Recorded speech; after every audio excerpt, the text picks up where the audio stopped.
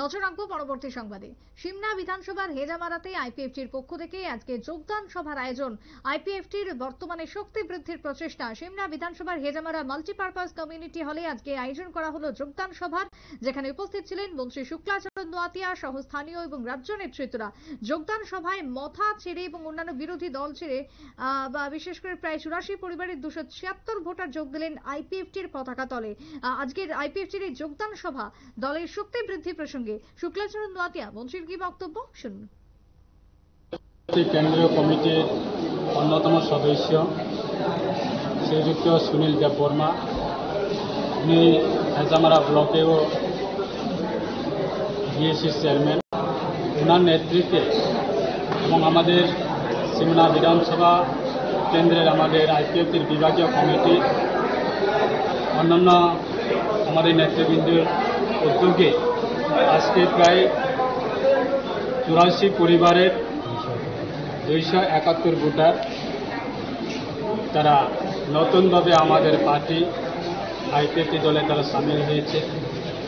আজকে সবাই আমাদের বিগত দিনে 2009 থেকে 2023 পর্যন্ত তারা সবাই আমাদের দলে ছিল।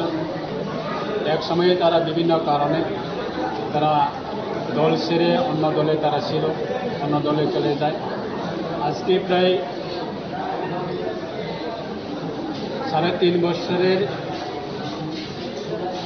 এই 3 বছরের 3.5 বছরের মধ্যে তারা আজকে বিভিন্ন দল থেকে আবার পুনরায় দল ছেড়ে তারা আজকে নতুনভাবে আমাদের দলে আবার যোগদান করছে। আমরা তাদেরকে অসংখ্য ধন্যবাদ জানাই। শুধু আমাদের এই সিমনা বিভাগীয় কমিটিতে আজকে যোগদান হচ্ছে সেটা না, সারা রাজ্যের ক্ষেত্রে আমাদের দলে বিভিন্ন বিভাগীয় কমিটির পক্ষ থেকেও প্রত্যেক দিনে কোনো না কোনো জায়গাতে আমাদের দলে নতুনভাবে যোগদান করছে। আমাদের বিশ্বাস স্বর্গীয় এনসি দেববর্মা মহোদয়ের ওনার যে মানসিকতা এবং ওনার ভিজন নিয়ে আমরা দলের হয়ে আমরা কাজ করছি এবং দলকে সাজাচ্ছি এবং আগামী দিনে আমাদের বিশ্বাস সারা রাজ্যের ক্ষেত্রে আমরা সেটা নতুনভাবে আমরা কথা বলবো সেটা না, আমাদের আইপিএফের একটা কোর কমিটি বা